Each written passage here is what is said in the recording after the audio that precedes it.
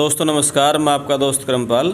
आजकल एक बीमारी बहुत ज़्यादा बढ़ी हुई है और एक नहीं दो बीमारी, एक कब्ज़, और कब्ज़ जब बिगड़ जाती है, ज़्यादा हो जाती है तो फिर वो बवासीर का रूप धारण कर लेती है। और इन्हीं दो बीमारियों के चलते आज बहुत ज़्यादा मरीज़ हैं, लोग हैं वो परेशान हैं। तो इन बीमारियों को बिना दवाई के योग करके और साथ में खान पान में बदलाव करके किस तरह हम ठीक कर सकते हैं, किस तरह इन बीमारियों से राहत पा सकते हैं, तो इसी बारे में आज हम बात करेंगे।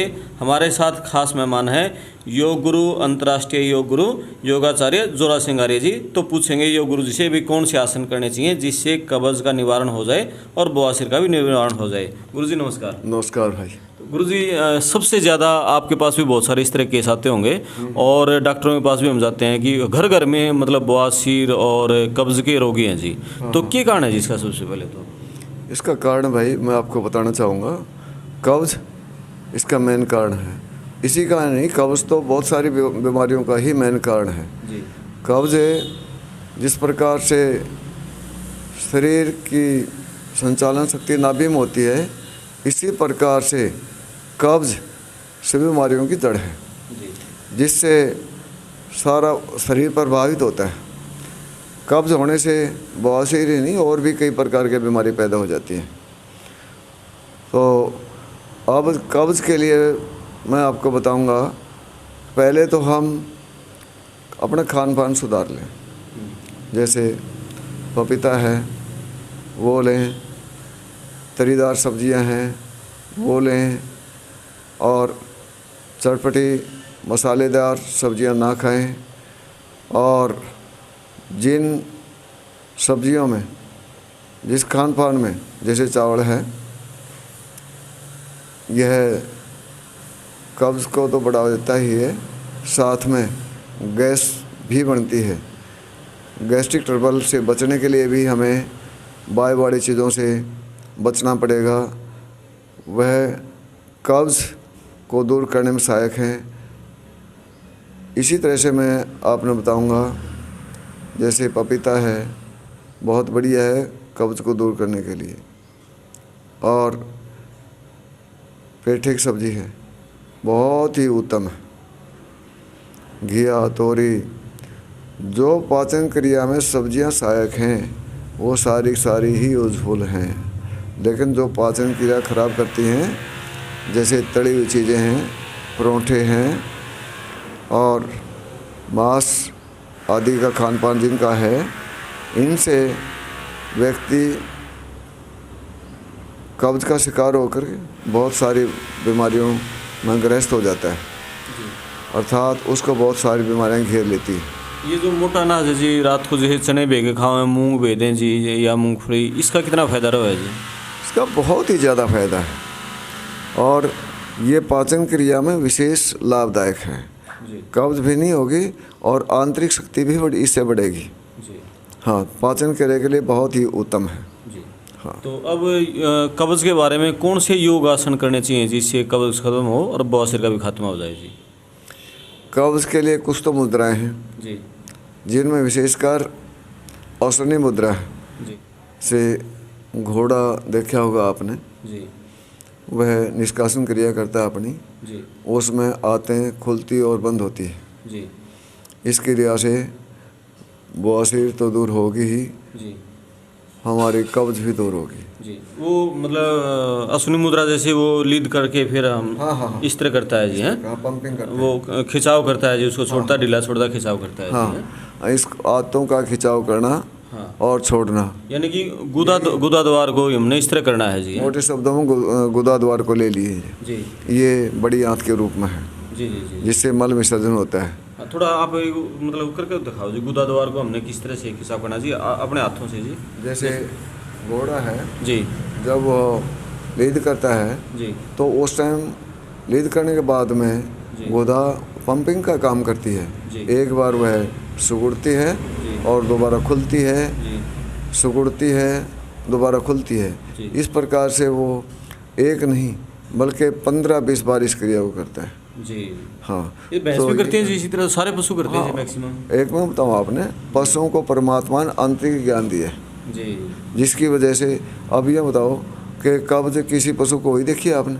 बिल्कुल नहीं जी। नहीं देखी ना। जी तो उनको आंतरिक ज्ञान दे रखा है। जी। और एक और ख़ास बताओ, जिस टाइम वो बीमार हो जाता है खाना अपने आप छोड़ देता है। जी उनको आंतरिक ज्ञान है कि अगर हम खाना छोड़ देंगे तो कुछ से टाइम के बाद में पाचन क्रिया अपने आप ही दुरुस्त हो जाएगी। जी।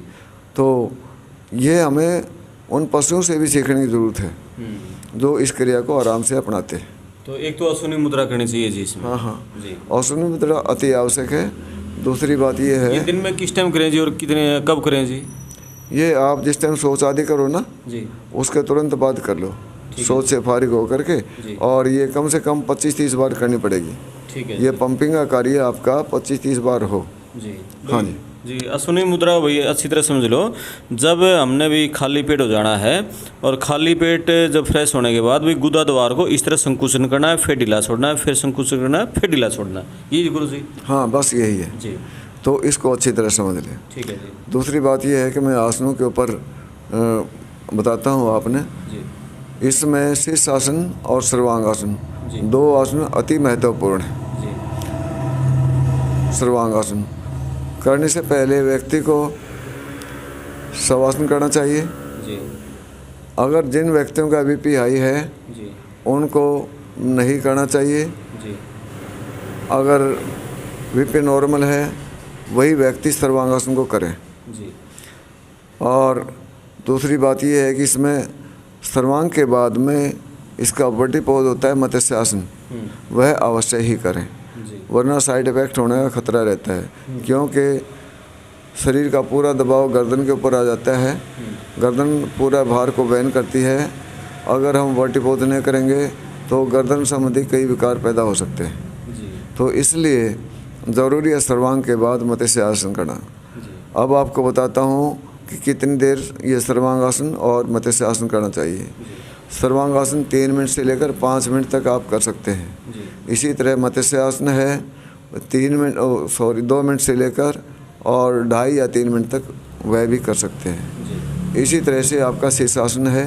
शीर्षासन में भी वही कंडीशन लागू हैं, अर्थात बीपी हमारा नॉर्मल होना चाहिए, बीपी हाई ना हो। तो उसके बाद शीर्षासन आप पहले शवासन कर लेते हैं तो और बढ़िया है। शवासन करने के बाद में आप शीर्षासन करिए कम से कम 2.5 या 3 मिनट। जी। और उसके बाद आप ताड़ासन करें या शवासन करें। जी। ताड़ासन में एड़ियाँ अगर आप उठा सकते हैं तो मामूली सी एड़ियाँ ऊपर उठाएं, जी। एड़ियाँ ज़्यादा ऊपर ना हों, वरना एड़ियाँ ज़मीन पर ही रखें। जी। और ये टाइम आपका कम से कम 2 मिनट का आवश्यक हो। अगर हम 3 या 4 मिनट तक शीर्षासन करते हैं तो उसके आधे टाइम तक हमें ये ताड़ासन या शवासन करना ज़रूरी है। जी। हाँ, कुछ दिन के अभ्यास के बाद में आप देखोगे कि बहुत ही जल्दी मरीज ठीक हो जाता है। जी। अच्छा, एक और ख़ास बात बताऊं, इन आसनों के करने से चर्म रोगों में भी बड़ा अच्छा फ़ायदा मिलता है। जी। जैसे फोड़ा फुंसी है, खुजली है, तो इनमें तुरंत फ़ायदा हो जाता है। जी।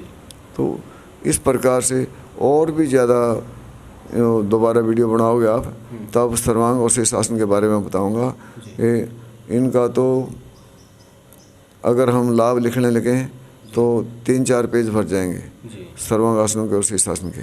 और इतने लाभदायक है। जी। और कब्ज में अर्ध मत्स्येंद्रासन भी काफ़ी लाभदायक बताइए जी पेट के लिए। हाँ, पेट के लिए अर्धमत्स्येंद्र तो बहुत ही बढ़िया है। यह ना कि पेट के लिए बल्कि यह शुगर के लिए भी बहुत अच्छा है। जी। हाँ, शुगर में तो विशेष रामबाण का काम करता है। जी। हाँ भाई। तो ये भाई आज बात सिर्फ थी भाई कब्ज और बवासीर के खात्मे के लिए कौन से योगासन करें, और अलग अलग बीमारियों के ऊपर लगातार हम आपके साथ वीडियो लेकर आते रहेंगे। तो इस वीडियो को ज़्यादा से ज़्यादा शेयर करें, चैनल को सब्सक्राइब करें। मैं आपका दोस्त करमपाल, धन्यवाद गुरु जी। धन्यवाद भाई करमपाल जी। ठीक है, थैंक यू, नमस्कार।